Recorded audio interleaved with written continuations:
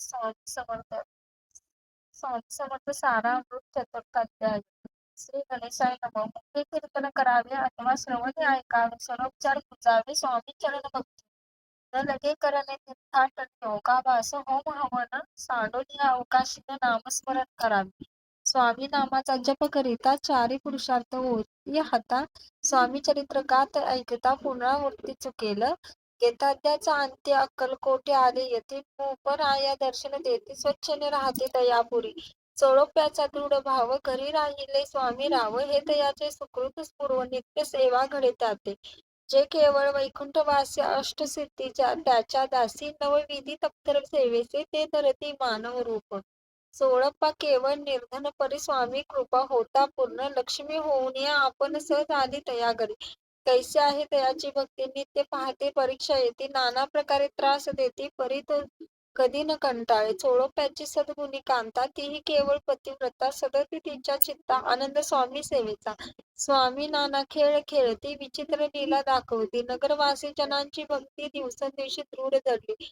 स्वामी केवळ ईश्वर मूर्ती देशोदेशी झाली ख्याती बहुत लोक दर्शन येती कामना चित्ती धरून या.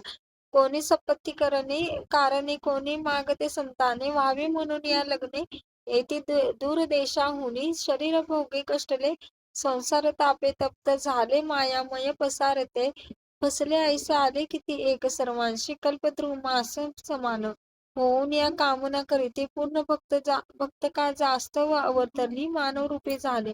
भक्त अंतरी जे जे इच्छिते ते ते येते राज पुरविते दृढ चरणी जयाची भक्ती त्यासी होती कल्पतरू. जे का निंदक कुटले तया शास्त्रे केवळ नास्तिके प्राप्ती तत्काळ योग शासन करिताते. महिमा वाढलाय विशेष कितेक करू लागले द्वेष कोणा एका समयास वर्तमान घडले पय. कोणी दोन संन्यासी आले अक्कलकोटीस हसोनी म्हणती जनासी ढोंग्याच्या नादी लागला. हा स्वामी नवे ढोंगी जो नाना भोग भोगी साधू लक्षणी याच्या अंगी कोणतेही वसत असे. काय तुम्हा वेड लागले म्हणते त्या ढोंग्यांची पाऊल यात स्वार्थ ना परमार्थ मेहे फसला तुम्ही अवघेही. ऐसे तयाने नांदले समर्थाने अंतरी जाणिले.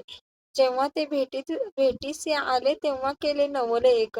पाहवया आले लक्षण समर्थ समजले ती खून ज्या घरी बैसले तेथून उठून चालिले. एका भक्ताच्या घरी पातली समर्थांची स्वारी तेही दोघे अविचारी होते बरोबरी संन्यासी. तेथे या तिन्ही मूर्ती बसविल्या भक्ती पाटावरती श्री स्वामी फुलचित्ती चमत्कार म्हणती करून आता. दर्शनी छुजन असंख्यात पातले येथे क्षणार्धात.